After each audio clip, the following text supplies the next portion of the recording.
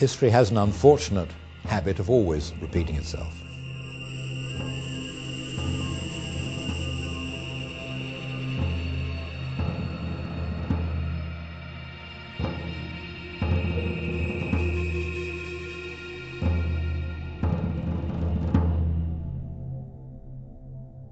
The idea that the radical Muslims have and that Nazis had is they demonize the Jews.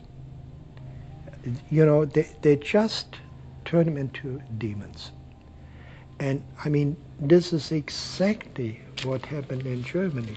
Now, can you imagine? We were enlightened people and we fell for this. Why wouldn't Muslims fall for this? فاليهود هم اليهود هؤلاء هم الذين يجب أن يذبحوا ويجب أن يقتلوا.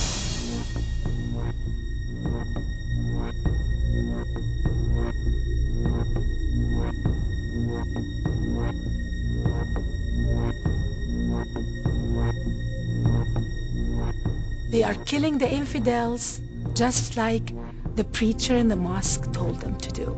It's their duty to kill them. تا اسرائیل از صحنه روزگار حذف نشود، این فریادها به قوت خود باقی.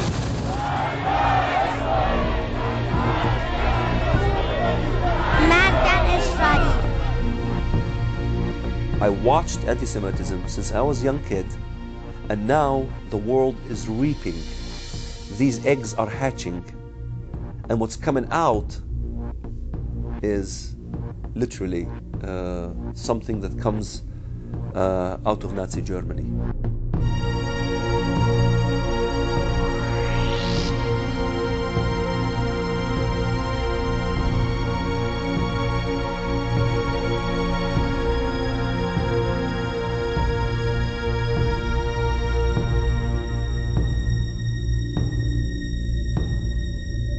Same as in Nazi Germany, the Boy Scouts in Nazi Germany, we had the youth. The youth was being robbed from being youth.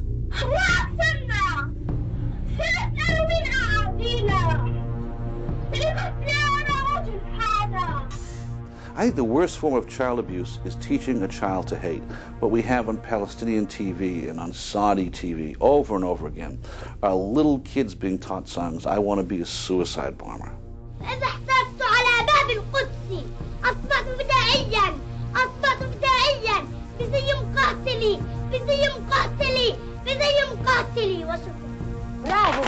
bravo. And the youth who are listening to this day and night, what do you expect to happen? A Palestinian teenager showed up at a crowded West Bank checkpoint wearing a suicide bomb vest. Soldiers sent a yellow robot to hand scissors to the boy so he could cut off the vest. Once the boy was out of harm's way, the bomb vest was detonated. And I think this is a crime that the Muslim world commits against its children. Hitler committed a crime against young Germans. Took me a long time to see that. But what the Muslims do to their own children is even worse.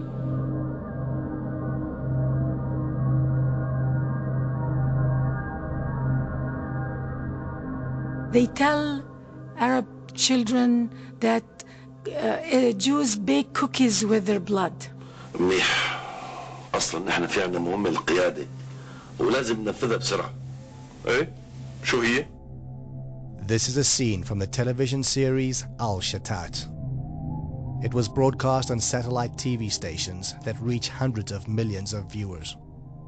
اسمع، بدنا دم طفل مسيحي قبل الفصح مشان الفطير.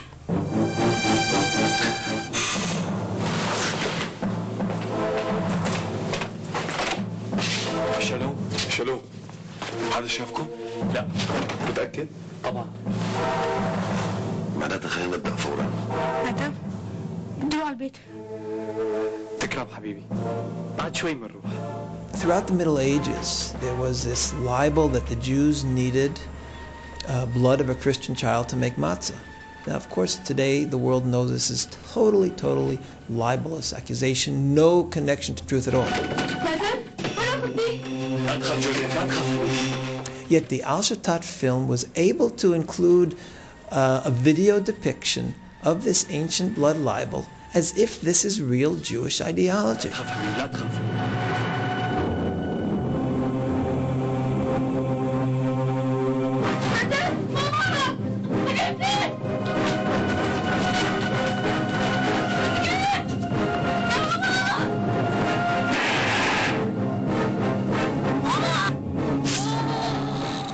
There is no shame in Arab media in the degree they are ready to cover hate speech and lies, outright lies against the Western Israel.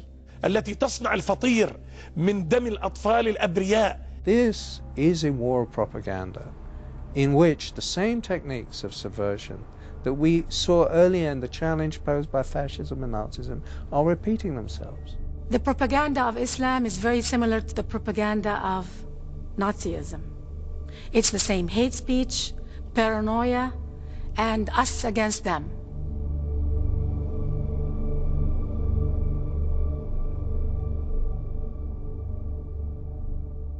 Here is a critical point that is generally overlooked.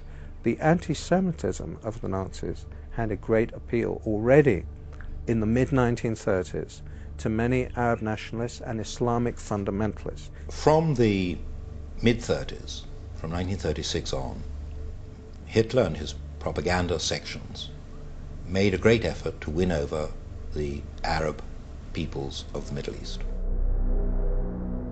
We see that the undisputed leader of the Palestinian Arab national movement of the 1920s, 1930s and 40s, Haj Amin al-Husseini, the Mufti of Jerusalem, was a fervent admirer of Adolf Hitler. The Mufti was one of the founders of the radical Islamic movement, and Hitler saw at once that this man not only could serve his purpose, but wanted to serve his purpose. There is a very important meeting between Hitler and the Mufti of Jerusalem on the 28th of November 1941, of which we have a full protocol. And what Hitler explains is that this is first and foremost a war of extermination against Jewry, and he tells him to lock this secret in his heart. He is revealing it to the Mufti. It's extraordinary he should choose the leader of the Palestinian Arab National Movement for this revelation, which is in an official German document. It seemed strange to us that a Mufti who was not a pure Aryan was being received by Hitler. But they said, no, we have the same goal, which is the extermination of the Jews. The Mufti was sent to the Balkans, where he raised a Bosnian Muslim SS division. He had several SS divisions, the Handschar division, for example, where they had nominally Croatian officers, but the rank and file of the unit were entirely Muslim, Arab Muslims, and they were bringing them in from all over the world. I was utterly astonished that the Grand Mufti of Jerusalem had raised a Panzer division of Bosnian Muslims to fight along the Waffen-SS.